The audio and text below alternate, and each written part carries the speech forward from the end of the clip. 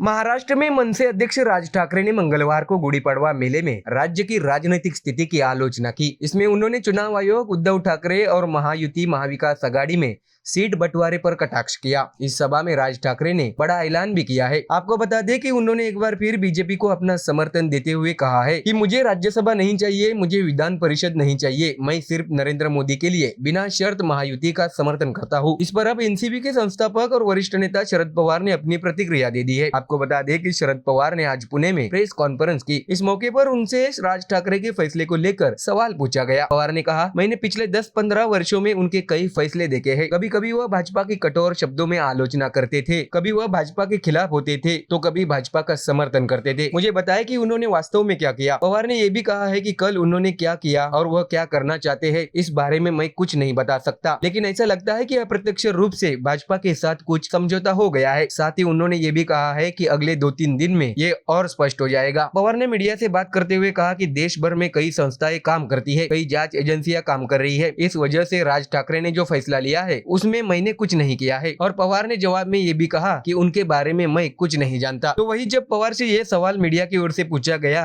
कि क्या आप जानते हैं कि पिछले 10 सालों में राज ठाकरे एक व्यक्तिगत रूप से क्या है, ऐसा सवाल उनसे पूछा गया। इस पर पवार के जवाब पर हंसी आ गई। पवार ने कहा कि मैं आम नागरिक हूँ, मुझे क्या पता होगा। शरद पवार के जवाब से प्रेस कॉन्फ्रेंस में हंसी की लहर दौड़ गई। तो देखा आपने, शरद पवार की बातों से ये तो स्पष्ट हो गया है कि उनका रुख राज ठाकरे और जांच एजेंसियों की कार्रवाई पर था। ऐसे में पवार ने गुगली डालकर गेंद अब बीजेपी और मनसे के पास फेंक दी है। अब देखना होगा कि आने वाले दिनों में पवार की बातों पर अब क्या पलटवार होता है। Bureau report, MDR news.